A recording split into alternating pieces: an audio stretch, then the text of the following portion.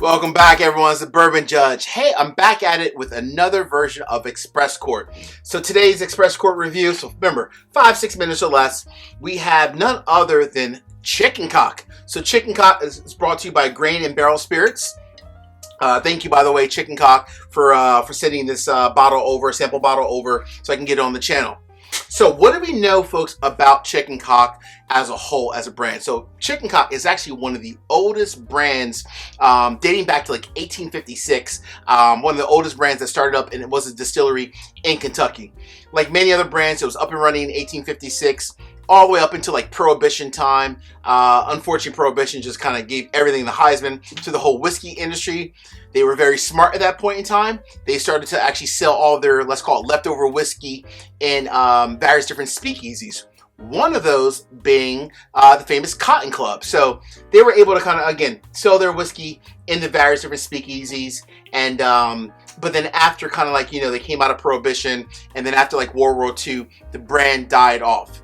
Fast forward to like in the last 10 years, Chicken Cock restarted back up. The company kind of behind them, Grain and Barrel, as it says here on the back of the bottle. Grain and Barrel started to back up, but there's not an actual distillery.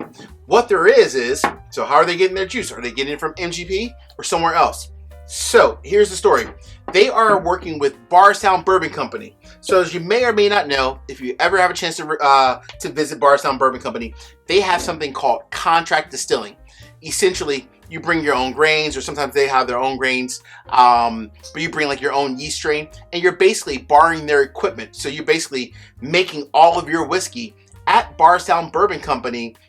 You're making it there and you're aging it there, and then you're just taking it, in this case, somewhere else offsite in Kentucky to bottle it, put the labels on, and so forth. So not the exact same thing as MGP, where they're actually fully making it for you.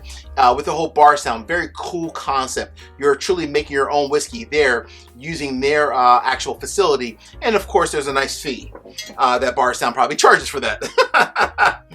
So you might be wondering, Bourbon Judge, why would someone do that? Well, here's the main thing. If you ever look up trying to start your own distillery, it's going to cost millions and hundreds of millions of dollars. So why not just work with Bardstown Bourbon Company and use their equipment and pay them a nice little fee? Much cheaper than starting your own distillery.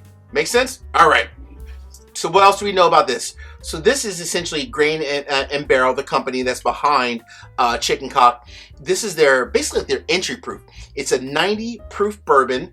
Comes in at about $60 is the MSRP. So $60, a 90 proof bourbon.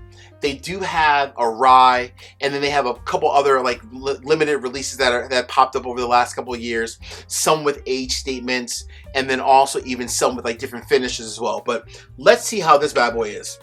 Hey, I say this all the time. Peace, cheers, salute. I appreciate each and every one of you out there. Let me know what you think of Chicken Cock if you've ever had it yourself. Cheers, everybody. All right, so real quick, nice and light and crisp on the nose. Very light, as you can even tell in the color here, extremely light. So this is very fruit forward.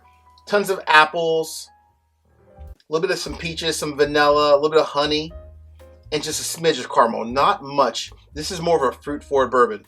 So the question is, at $60, is it worth it? It's not worth it. Cheers, everybody.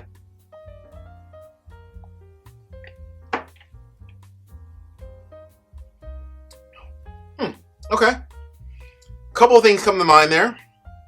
Number one, at 90 proof, everything from the nose transfers to the palate.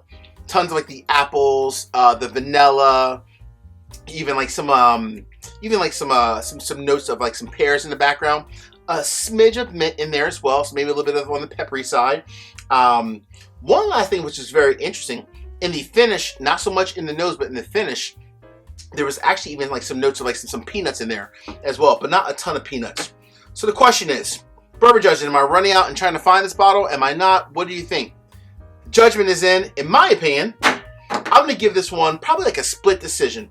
I would say that if you are newer to bourbon and you like something that doesn't have as much of a bite, it's very calm on the palate and the finish. So if you don't want something that has like a huge bite, this actually might be right up your lane. It might be your jam. Something that's light, fruit, sweet, and so forth. Especially with the summer coming up, you might love this. Or if you want to put it into a mixed drink as well, I can see this going very well into a mixed drink because it's not overpowering.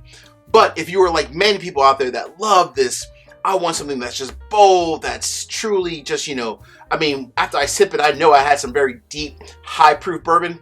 This is maybe not up your alley. But again, you want something that's nice and calm, sweet forward, fruity. And with the summer, you can summertime, you can drink it nice and neat. That will definitely be up your lane. So a split decision, again, kind of based off of your preference. Hey, until the next time, peace, cheers, salute. Take care, everyone.